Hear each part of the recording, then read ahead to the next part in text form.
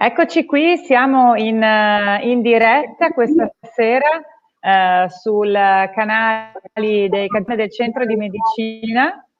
Spero che ci sentiate abbastanza bene, dateci anche voi dei cenni se ci sentite bene o male. Sono in compagnia di Lisa e di due dottoresse. Mi sentite intanto? Sì. Buonasera. Buonasera a tutti. Buonasera. Perfetto. Siamo con pratologa Serena Cuffaro del Centro di Medicina di Oderzo e con la nutrizionista Giulia Minto del Centro di Medicina di Marcon e ovviamente con la collega Lisa De Rossi. Buonasera a tutti, benvenute alle dottoresse. Allora, la malattia reumatica... Ci sentite? Sì.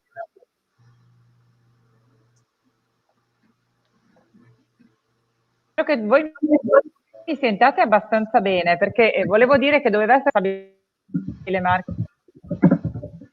C'è qualche problema di audio. Centro di Medicina, perché dobbiamo dare... No, non mi... Top. Mi sentite così? Mi sentite meglio? Meglio. Ok, adesso spero che mi sentiate. Io volevo dire semplicemente che siamo in compagnia del Centro di Medicina Tucur. Doveva essere con noi anche Marco Ciotto, responsabile marketing del Centro di Medicina, perché il Cantiere delle Donne ha siglato una convenzione con il Centro Medicina e con tutte le strutture del Centro di Medicina, in base al quale le donne del Cantiere delle Donne avranno una scontistica dedicata in tutte quelle che sono le prestazioni che possono avere all'interno dei vari centri collegati al Centro di Medicina. Lisa, vuoi spiegare oggi di che cosa vogliamo parlare? Perché la salute della donna è importante. Oggi vogliamo parlare di malattia reumatica. Sì, allora, sì, partiamo proprio dal titolo. La malattia reumatica questa sconosciuta. Mi rivolgo subito alla dottoressa Cuffaro, reumatologa, dottoressa Serena Cuffaro, reumatologa appunto del Centro di Medicina, per capire perché è sconosciuta, dottoressa, perché non c'è abbastanza informazione a livello scientifico, diciamo c'è ancora tanto da scoprire, ecco. Beh, sicuramente c'è ancora tanto da scoprire, ma la reumatologia è una branca relativamente nuova, ha avuto un suo sviluppo negli ultimi 30 anni circa e una notevole accelerazione dal punto di vista delle terapie negli ultimi 10 anni. Quindi è una disciplina molto giovane, nella quale i medici si stanno piano piano formando ed anche i pazienti iniziano a conoscere le malattie reumatiche. In realtà la prevalenza delle malattie reumatiche è molto alta, si stima un 18% della popolazione, quindi sono molto molto diffuse e spesso misconosciute. Ma dottoressa, noi leggiamo dei dati, no? Ma 5 milioni di italiani ne soffrono di malattie reumatiche? È una cifra molto alta, me lo conferma?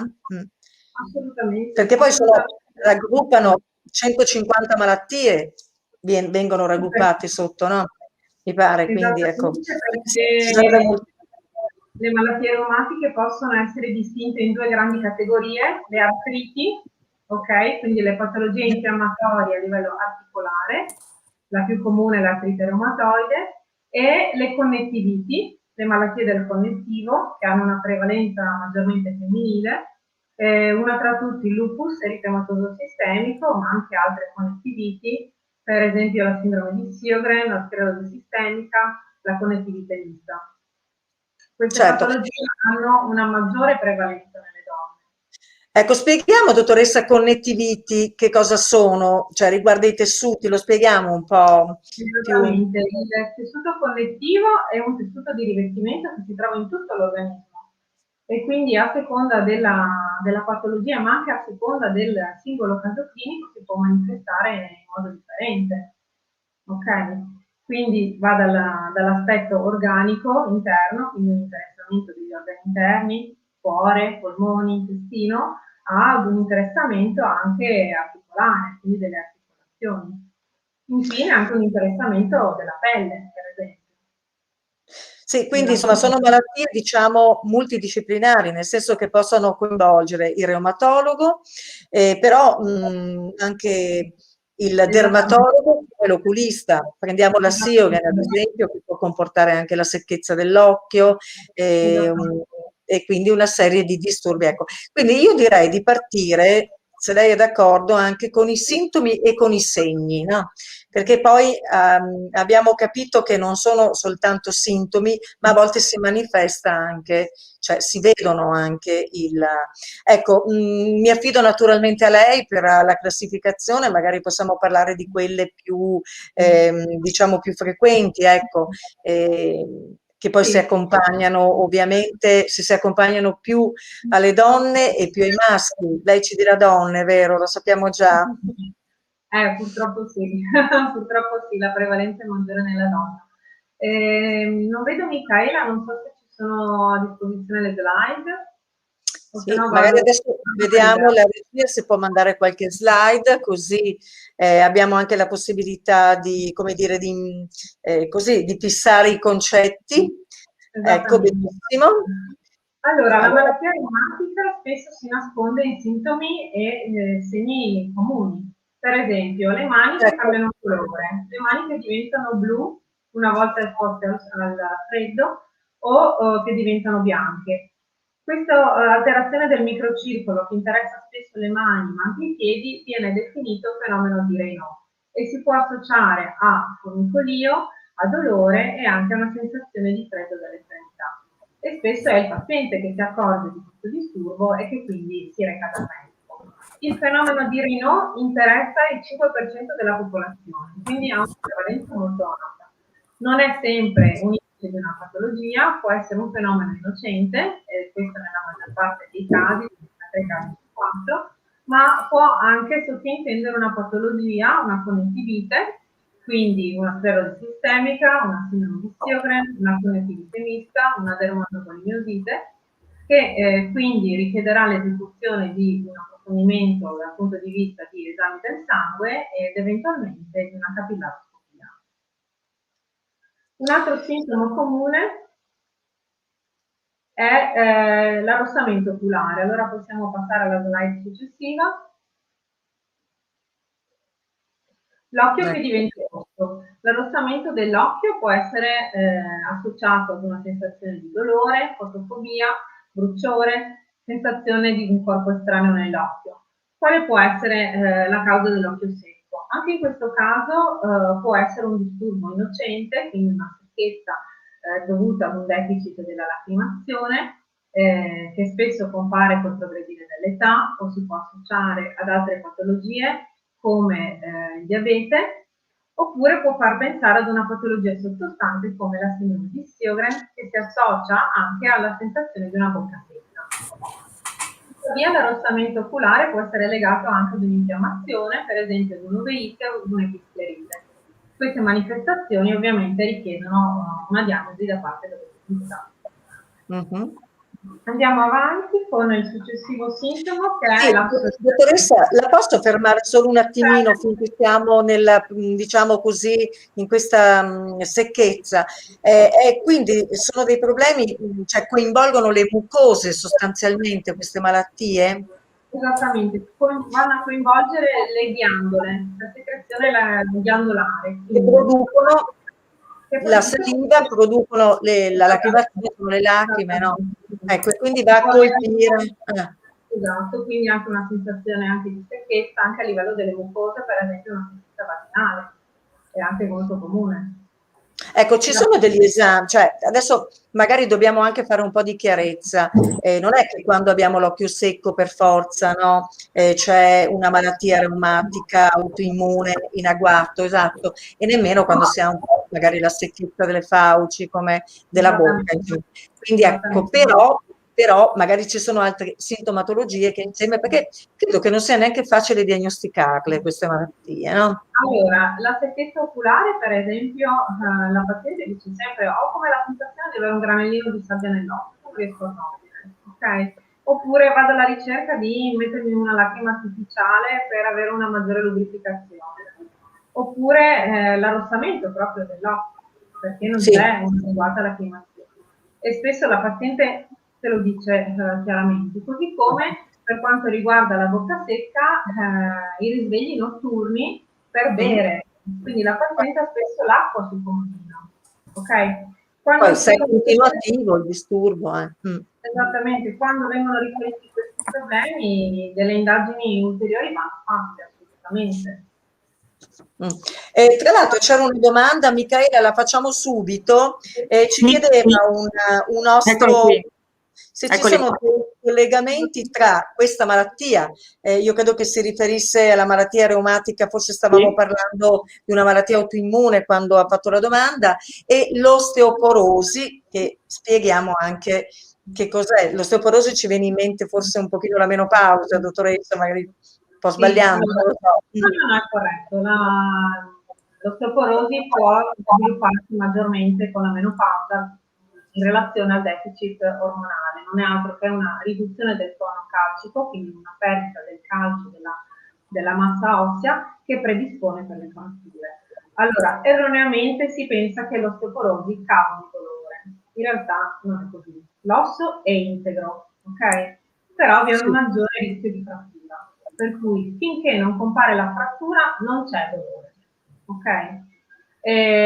Può essere ritenuta una malattia reumatica in senso lato, nel senso che interessando l'osso molti reumatologi se ne occupano, ok? Però non è una patologia autoimmune in senso stretto, ecco, quindi sì, correlata con le nostre patologie, anche perché si è visto che la vitamina D utilizzata a livello dell'osteoporosi contribuisce anche nel migliore funzionamento del sistema immunitario, ok? Però non è proprio una malattia reumatica stretta.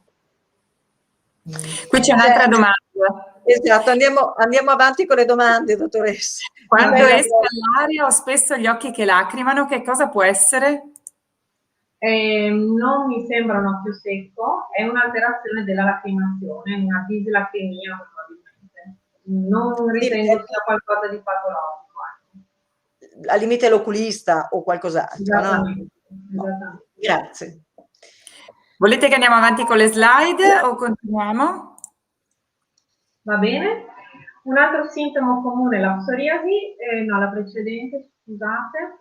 Sì, la psoriasi anche in questo caso interessa un 3% della popolazione, è la presenza della pelle che tende a squamarsi con associato prurito, lesioni da grattamento. Colpisce prevalentemente le superfici estensorie, quindi gomiti, ginocchia, ma spesso anche il cuore capelluto e ci può essere anche un interessamento a livello genitale. Perché è importante la psoriasi? Perché l'assetto genetico della psoriasi è lo stesso che va a causare i dolori articolari, da forme dolorose, diciamo, di lieve entità, fino ad una vera e propria artrite, l'artrite psoriatica. Lo stesso assetto genetico va a correlare con la diarrea, quindi la comparsa di sintomi tipo colite, fino a vere e proprie patologie infiammatorie intestinali, ed infine anche con l'infiammazione oculare, quale l'episclerite di cui accennavo in precedenza. Ovviamente anche in questo caso, soprattutto nelle forme psoriasiche più lievi, è fondamentale la collaborazione con il dermatologo. Ma dottoressa, fa male, è un dolore, la psoriasi si forma solo all'esterno, diciamo, oppure attacca anche all'interno il tessuto? No, allora, la desquamazione interessa solo la pelle. Quindi esterno, è tutto esterno. Okay. A volte il paziente dice ho la psoriasi interna. Cosa vuol dire? Probabilmente un interessamento articolare, quindi dolori, oppure intestinale, oppure oculare. Certo, però la manifestazione diciamo è sulla pelle. Ecco, Micaela, sottolineiamo anche che oggi siamo qui con questo incontro per chiarire che non ci sono solo le terapie farmacologiche, infatti c'è la dottoressa Minto tra poco interverrà per spiegare che è molto importante anche un'alimentazione corretta per queste malattie, diciamo, no? Ecco, andiamo pure avanti. Infatti io volevo, c'è un'altra domanda e non so se la faccio dopo, se continuiamo, magari la teniamo per dopo, possiamo continuare se volete con le slide. Va bene? Eccola qua. Il primo sintomo, la febbre, la febbricola, ovviamente si va subito a pensare ad un'infezione virale, ma non è sempre così, perché spesso ci può essere una infiammazione che va a causare la febbre. Spesso qualche linea di febbre, qualche linea 37,4, 37,5, che compare il pomeriggio, la sera, con un andamento tutti i giorni allo stesso modo. Può far pensare ad una patologia sottostante, spesso una connettivite, un'artrite, fino a delle vere e proprie malattie autoinfiammatorie. Perfetto, vado alla prossima. Esattamente. Infine ho lasciato il sintomo cardine in reumatologia, che è il dolore articolare. Allora, il dolore articolare va distinto in dolore infiammatorio e dolore meccanico. Il dolore infiammatorio compare senza una causa apparente. Può associarsi a tumefazione, quindi gonfiore, rossore della pelle, calore e difficoltà nel movimento. Il dolore meccanico invece spesso ha una causa, quindi un sovraccarico che induce la comparsa di un dolore articolare. Il dolore infiammatorio è l'artrite, ok? Il dolore meccanico è l'artrosi, e questa è la grande differenza. Il dolore infiammatorio compare a riposo e migliora con il movimento, quindi la persona si sveglia la notte alle 3, alle 4 di mattina con un dolore, una lombalgia, un dolore a una spalla, si alza, si muove e migliora. Invece il dolore meccanico con il riposo va attenuandosi fino a risolversi e peggiora con il movimento. Anche in questo caso abbiamo varie patologie sottostanti e molteplici terapie, dal semplice integratore a un farmaco specifico, e porrei l'attenzione allo stile di vita sicuramente, quindi ad un'attività fisica, ad un'alimentazione equilibrata e anche alla riduzione dello stress. Possiamo procedere con la slide legata alla menopausa, perché in menopausa spesso ci può essere un peggioramento dei dolori. Quindi un dolore sia di tipo degenerativo che di tipo infiammatorio, sia artrotico che quindi artrite, e ci possono essere una serie di sintomi correlati che ben conosciamo, cefalea, insonnia, sudorazioni, aumento di peso, ma porrei l'attenzione anche verso un diverso proprio assetto dell'organismo, per cui ci può essere una variazione del colesterolo, un'osteoporosi, un aumento della pressione, che anche in questo caso richiedono un adeguamento dello stile di vita, dell'attività fisica e anche un ruolo fondamentale dell'alimentazione. Sì, tra l'altro a proposito di attività fisica e ovviamente di benessere, ci sarà poi appunto la questione dieta, cibo e quant'altro, se non sbaglio. Esattamente. Io tra l'altro volevo anticipare, perché abbiamo parlato di menopausa, ma quindi questa malattia prende principalmente le donne o indistintamente donne e uomini? Allora, le artriti interessano maggiormente la donna con una proporzione di 2-3 volte superiore rispetto all'uomo. Rispetto alle connettiviti, per esempio il LES, il lupus eritematoso sistemico, colpisce la donna 9 volte più dell'uomo. Okay. Dal punto di vista articolare però si sa che la donna soffre di più, ha più dolori, probabilmente per un legame di tipo genetico, quindi proprio l'assetto cromosomico, per una diversa impronta ormonale, quindi estrogeni, progesterone, che conferiscono la specificità della donna, però c'è da dire anche che la donna tende più a cronicizzarsi, ok? E le terapie tendono a essere terapie spesso più complesse. Diciamo che gli uomini sono più facili da curare, e questo lo vedo un po' tutti i giorni. Michela, andiamo avanti con la domanda. La domanda che abbiamo ricevuto, o vogliamo andare direttamente al Covid, visto che un argomento, no, facciamo la domanda. Allora, è arrivata una domanda sul gruppo e ve la leggo. Ho la tiroide di Hashimoto diagnosticata da una decina d'anni, ma spesso fin da ragazzo ho avuto anche la sindrome di Raynaud. Fino a 2 o 3 anni fa era molto frequente non solo quando era freddo, adesso non registro più Raynaud, ma ho spesso dolori all'articolazione del polso e come ho ascoltato spesso una sensazione di secchezza agli occhi. Portando le lenti a contatto notturno ho pensato fosse legata a questo. Potrebbe essere invece un segnale di una malattia reumatica? Allora, già la tiroidite di Hashimoto predispone verso un'autoimmunità, per cui sicuramente degli accertamenti in senso reumatologico andrebbero fatti. Sì, sicuramente. Grazie. Volete che procediamo con la slide, quella relativa al Covid? Visto che siamo sul pezzo, come si dice, Sì, no? nel vero senso della parola. Eccoci qua. Allora, eccoci qua. Allora, in corso di infezione da coronavirus si ha in un caso su un paziente su 6 si hanno dolori, artralgie, mialgie, si può avere astenia. Questi dolori possono persistere anche dopo la guarigione. È uno dei sintomi della sindrome post-Covid che stiamo imparando a conoscere, sono proprio i dolori. Mi sono capitati vari pazienti e continuano a capitarmi tutti i giorni che hanno sviluppato in seguito all'infezione la persistenza di dolori, oppure hanno avuto una riacutizzazione di un'artrite, magari che era silente da anni, che invece è ritornata alla carica, oppure anche delle vere e proprie nuove diagnosi. Il coronavirus è uno stress per l'organismo che innesca, è come un accendino, innesca un meccanismo che poi si può perpetuare da solo. E quindi anche in questo caso le terapie devono essere terapie mirate per ogni singolo soggetto e spesso sono pazienti anche che ricercano nella dieta, negli integratori qualcosa per stare meglio perché si sentono molto stanchi proprio. Allora, vediamo se...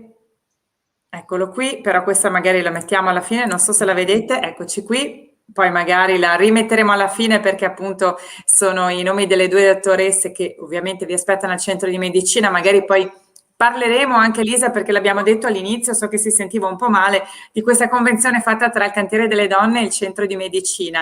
Ma andiamo molto orgogliose, sì. Che è un servizio ulteriore che diamo alle nostre donne, siamo ormai arrivati a più di 6.000 donne iscritte al cantiere delle donne, per questo vogliamo parlare anche di prevenzione, anzi lo facciamo con questo webinar, con altri webinar, ma vogliamo dare appunto proprio anche un servizio. Il centro di medicina ci è venuto incontro, abbiamo sottoscritto appunto questa convenzione. Allora abbiamo parlato di benessere, di stili di vita, per questo vogliamo parlare anche del nutrimento, non solo dell'anima, ma anche del fisico e della malattia collegata. Dottoressa Minto? Sì, buonasera a tutti. Come anticipava la dottoressa Cuffaro, appunto è importantissimo lo stile di vita, quindi il fatto di avere uno stile di vita sano, attivo e ovviamente di seguire una corretta alimentazione.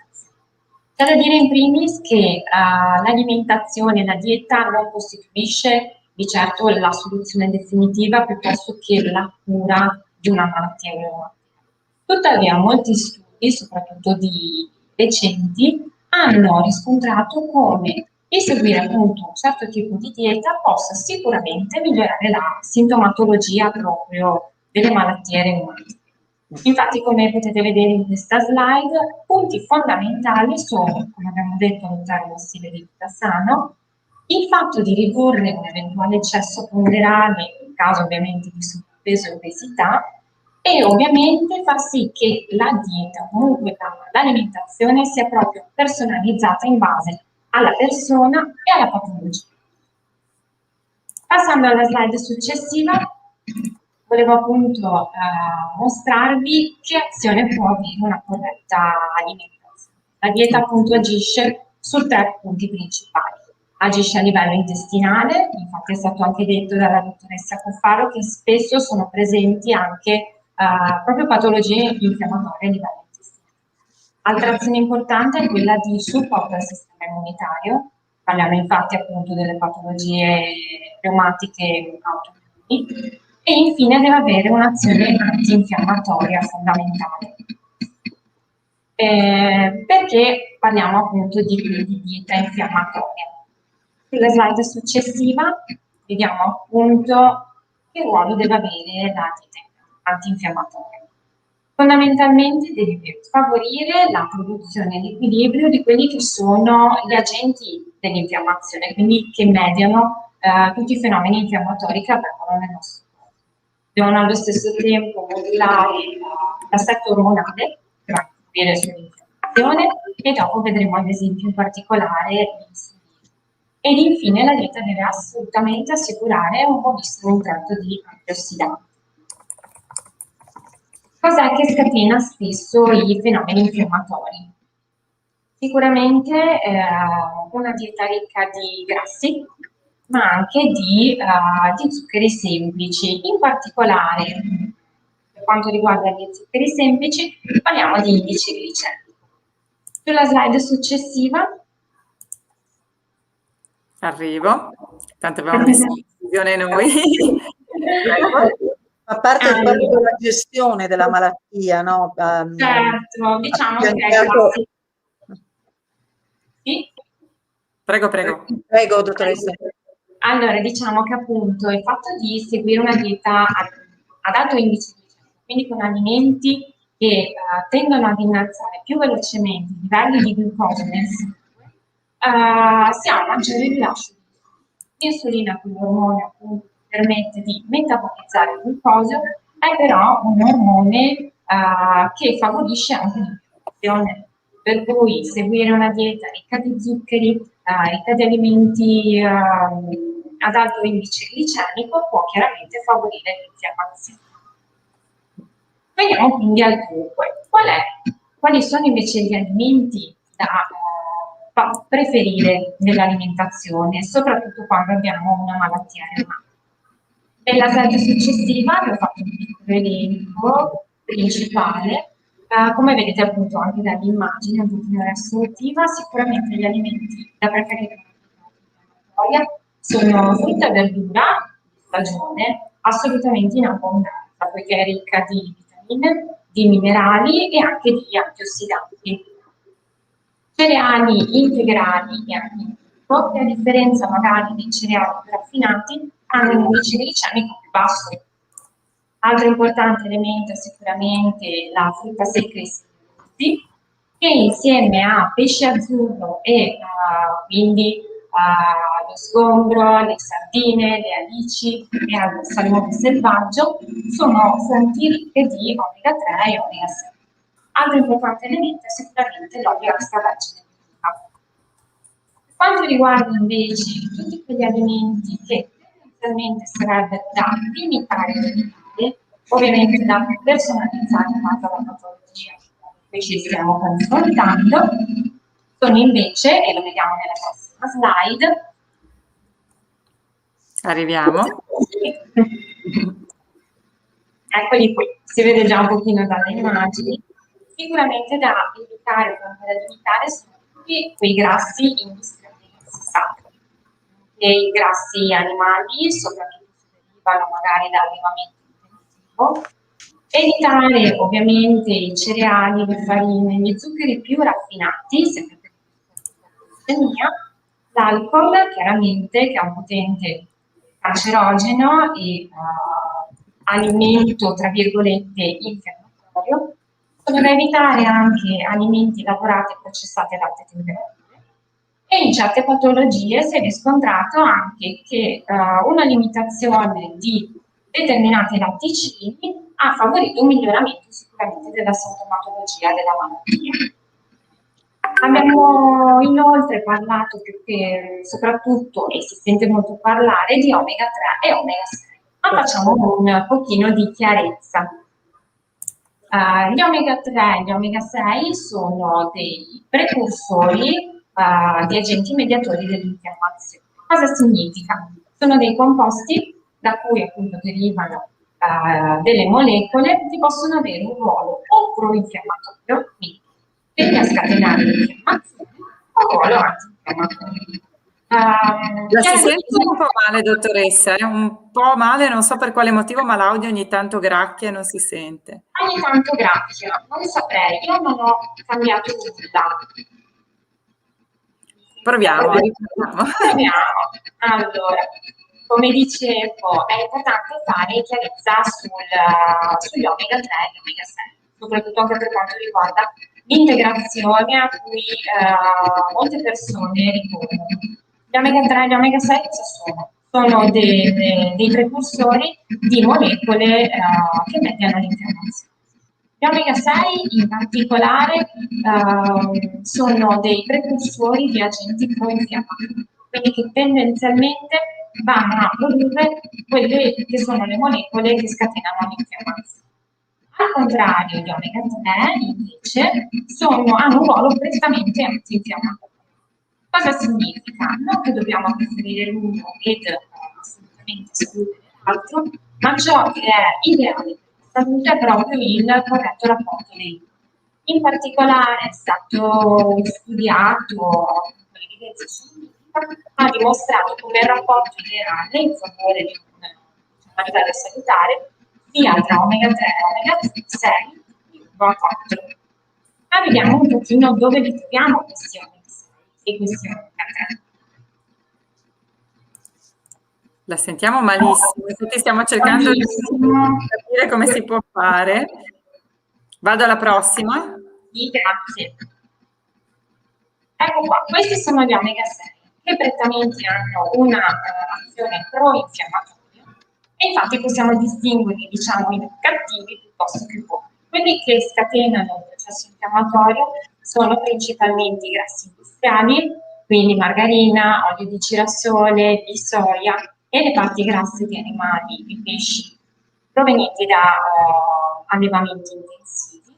Invece gli omega 6 che hanno un ruolo antinfiammatorio sono quelli che troviamo nella frutta secca, nei semi oleosi e anche nei cereali integrali in chicco, nonché nei grassi degli animali che invece sono allevati in modo sostenibile.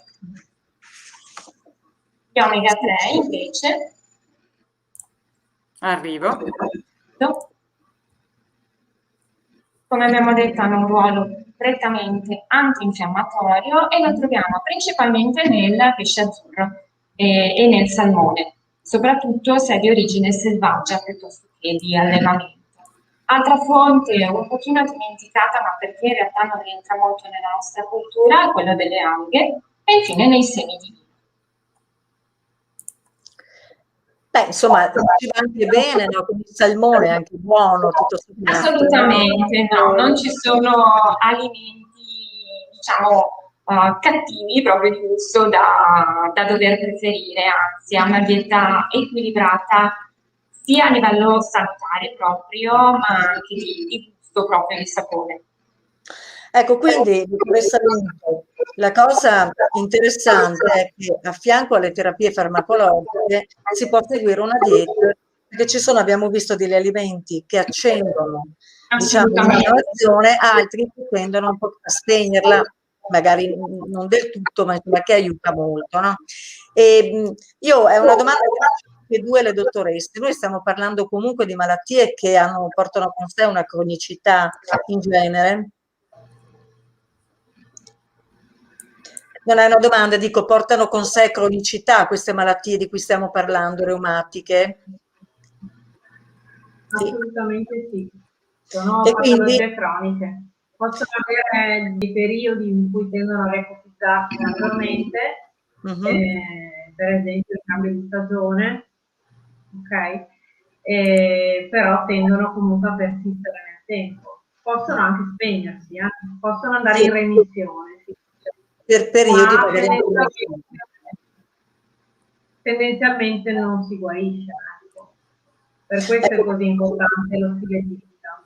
Esatto, per questo è importante anche avere una dieta corretta che aiuti a portare avanti, anche perché francamente insomma sono qualche rinuncia si fa, però si sta anche meglio, insomma, no? Certo, l'importante è trovare appunto un equilibrio, quello proprio appunto non deve essere tanto vissuta come una dieta, ma proprio come un nuovo stile di vita, un nuovo stile di alimentarsi,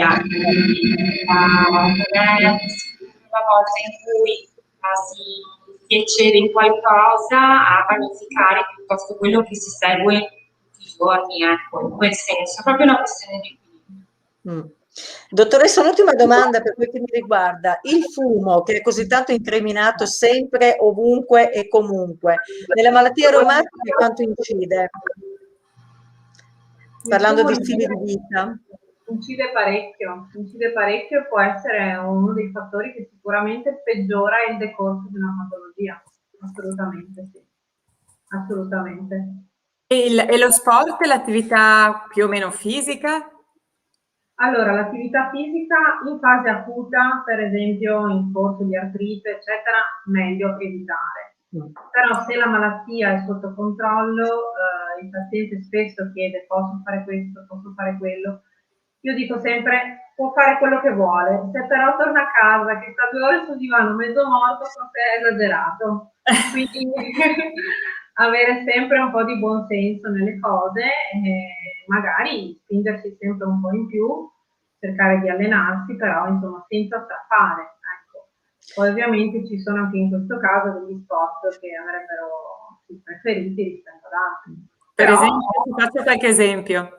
Allora, per esempio, molto utile yoga e pilates per quanto riguarda lo stretching, sicuramente. Anche le camminate vanno bene, ok? Purché le scarpe siano buone e non si vada a sovraccaricare esageratamente le articolazioni. Ho anche dei pazienti con artrite che vanno a correre, non è escluso. Se la malattia è sotto controllo si può fare tutto. E la famosa vitamina D e il sole? Allora, la vitamina D si fissa appunto esponendosi al sole e sarebbe sufficiente farlo per 15-20 minuti al giorno con le braccia e le gambe scoperte, quindi sarebbe semplice, basterebbe tirarsi sulle maniche, andare fuori e rimanere un quarto d'ora fuori per andare dentro. Okay? Si salva quest'ultimo periodo di maltempo, diciamo così, ecco. Esatto. Il problema è che non lo facciamo.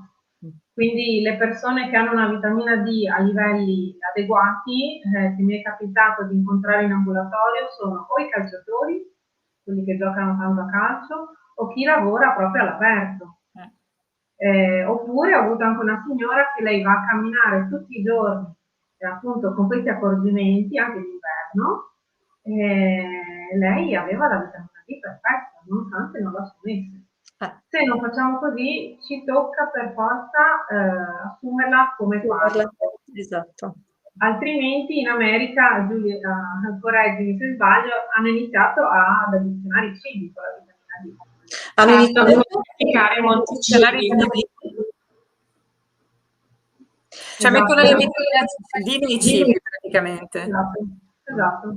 Per esempio nei cereali. Esatto, nei cereali, nei latticini che già di loro di per sé ne hanno, esistono proprio le formule fortificate. Noi adesso in Italia ne troviamo più del latte a livello vegetale. Esatto. Soia. Forse c'è qualcosa, qualche anche latte dove c'è scritto, se non sbaglio. È fortificato, chiaro. Sì, assolutamente. Anche a me capita di recente di trovare veramente tantissime persone carenti di vitamina. Per carità, sicuramente il lockdown dell'anno scorso, piuttosto che di quest'inverno, non mi ha aiutato, perché siamo stati vincolati a stare parecchio a casa. Però sì, tendenzialmente si riscontrano valori bassi, come diceva la dottoressa, di riscontri invece ottimali in chi fa una vita all'aperto, anche però in modo continuativo. Ecco, rimettiamo la domanda che c'è anche questa nuova che è appena arrivata.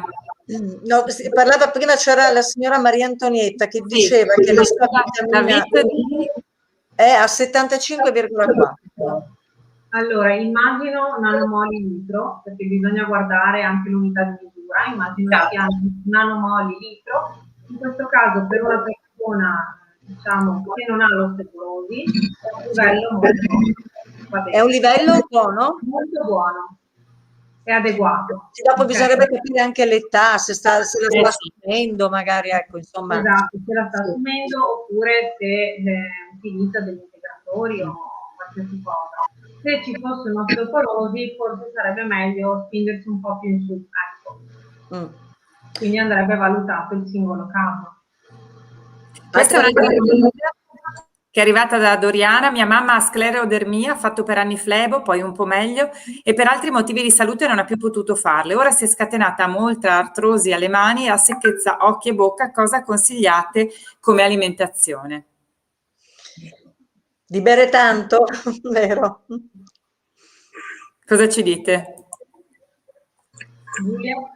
Allora, è sempre il solito discorso, è proprio quello di seguire più che altro una dieta antinfiammatoria. Quindi certo, vi consiglio comunque di bere, ma vale un pochino per tutti indistintamente, indipendentemente da qualsiasi patologia, e quello appunto di cercare di preferire gli alimenti organico, di avere sempre una porzione di verdura ai pasti principali, bella abbondante, di variare i colori, proprio soprattutto adesso che siamo in estate, che abbiamo una ricchezza di ortaggi, di verdure molto abbondante, e anche di frutta, assolutamente. Quindi almeno le 4-5 porzioni tra frutta e verdura ogni giorno.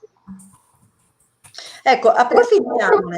L'ha visto che le dottoresse hanno, diciamo, condotto questo incontro con le slide, poi rimane su YouTube il nostro webinar, e quindi diciamo a tutte le signore, comunque chi ci sta seguendo, anche dei maschietti, che possono andarsi a rivedere il webinar e fissarsi, perché ci sono proprio gli alimenti, quelli buoni, e cioè, anzi, Ma magari li metteremo anche all'interno della pagina e del gruppo, magari anche le slide o qualcosa, in modo che insomma chi vuole consultarle, secondo me. Sì, visto che sono molto chiare, no? Anche a livello proprio di elenco dei cibi, diciamo, che accendono e che spegnono un po' l'infiammazione, che curano, rimangono a disposizione, giusto? Certo.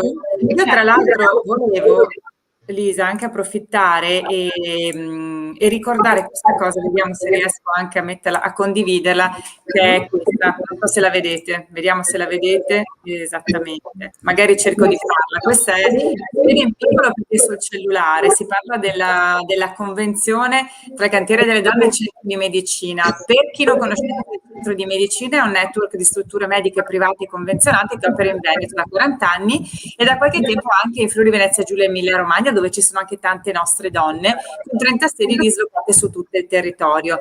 Le due dottoresse fanno parte di questi 1420 specialisti. Cosa abbiamo previsto tra centro medicina e cantiere delle donne? Una scontistica del 10% sulle prestazioni visite, questa scontistica di solito applicata per i soci e dipendenti delle strutture.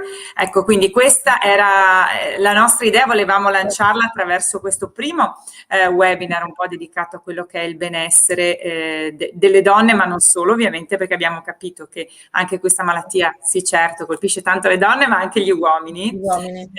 Sì, assolutamente.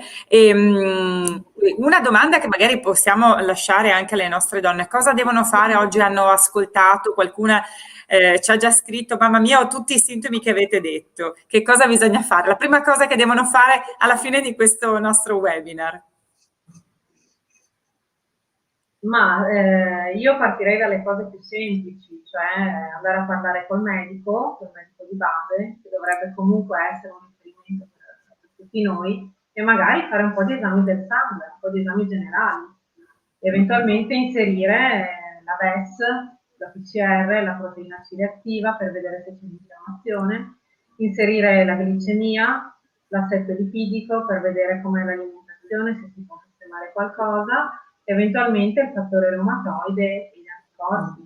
Io partirei da questo e poi eventualmente una valutazione dal punto di vista nutrizionale e reumatologico. Certo, eccoci qua. Lisa? Mi pare che abbiamo fatto quantomeno un quadro, no? E abbiamo anche spiegato soprattutto che l'alimentazione ha l'importanza. Abbiamo parlato anche del movimento, che insomma anche nelle fasi, quando la malattia è un pochino, non dico in remissione, ma quando è un po' dormiente, no? Che a loro non siano dolori, possono aiutare. Anche perché, dottoressa Cuffaro, certe malattie come la Sjögren o comunque altre, c'è anche un irrigidimento, no, del corpo, e quindi fa anche bene fare questa ginnastica dolce, no? Senza... Da qui nasce l'importanza proprio dello stretching, quindi yoga, pilates, per mantenere un'elasticità. a livello muscolare e che contribuisce ad attenuare anche i disturbi, la rigidità. Ecco, purché non sia appunto il tennis dove il movimento è davvero scattoso e traumatico, insomma, però. Esatto, esatto. Se posso fare io una domanda alla dottoressa Minto, che mi viene spesso dalle pazienti, per quanto riguarda il glutine. Lo devo togliere, lo devo prendere, lo devo limitare? Cosa fare? È una questione molto, come dire, delicata, nel senso, non ci sono delle evidenze specifiche per cui si dica sì, è stato dimostrato che ha, come dire, un potere infiammatorio e quindi è meglio evitarlo. Tuttavia, determinate linee guida consigliano sì di limitarlo in determinate patologie. Un esempio è l'artrite psoriasica, quindi soprattutto le patologie di origine autoimmune e che colpiscono appunto i tessuti connettivi posti epiderdide, sì, si è visto che toglierlo completamente non avrebbe neanche senso, però limitarlo, quindi iniziare a inserire cereali naturalmente privi di glutine o pseudocereali, permette un miglioramento dei sintomi, chiaramente anche da correlare al fatto che hanno alcuni triglicemidi più bassi. Quindi è una cosa, un'azione sinergica delle due cose. Di prassi anche l'Associazione Italiana per Celiaci e le linee guida proprio a livello mondiale consigliano di non escludere completamente il glutine da una dieta se non si è celiaci. Quindi appunto è una questione spinosa e che va, come dire, personalizzata in base alla persona. Magari si può fare il tentativo di fare un periodo alimentato di glutine e vedere come migliorano magari sì. Beh, diciamo che a questo punto bisogna sentire i rispettivi medici, tra virgolette, per magari una dieta adeguata e poi per una prevenzione e una cura adeguata, fare un po' un quadro della situazione per stare sicuramente meglio, se non sbaglio. Bene. Direi che siamo in dirittura d'arrivo con questo incontro e ringraziamo naturalmente la dottoressa Giulia Minto, biologa nutrizionista del Centro di Medicina, e la dottoressa Serena Cuffaro, reumatologa del Centro di Medicina. Direi che abbiamo completato, abbiamo anche un bel quadro completo ed esauriente. Però insomma l'appuntamento, ecco, non è che finisce con questo webinar, i nostri appuntamenti spero continuino, anche perché ci sono tante altre cose e l'argomento è molto vasto. E quindi... Sì, Lisa, ricordiamo che tra l'altro questo argomento è stato scelto dalle nostre donne, nel senso che abbiamo fatto un sondaggio tra varie tematiche di medicina, tra virgolette di salute, ed è stato scelto proprio questo. Quindi secondo me provvederemo a lanciare altre tematiche e a capire appunto quale vogliono trattare le nostre donne. Ci è sembrata una cosa democratica e... Sicuramente. Bene, grazie Micaela, grazie a tutti, anche a quelli che ci hanno seguito. Ricordiamo che il webinar rimarrà sul canale YouTube, quindi è possibile riguardarlo con attenzione, soprattutto le slide, soprattutto quello che non si può mangiare. Mi raccomando, cominciamo da stasera. Ecco, ci sono un po' di ringraziamenti. Grazie a voi. Grazie a tutti voi. Grazie tanto e buona serata a tutti. Grazie al Centro di Medicina che ci consente di fare questo. Esatto. Grazie a tutte e buona serata. Arrivederci, buona serata. Arrivederci.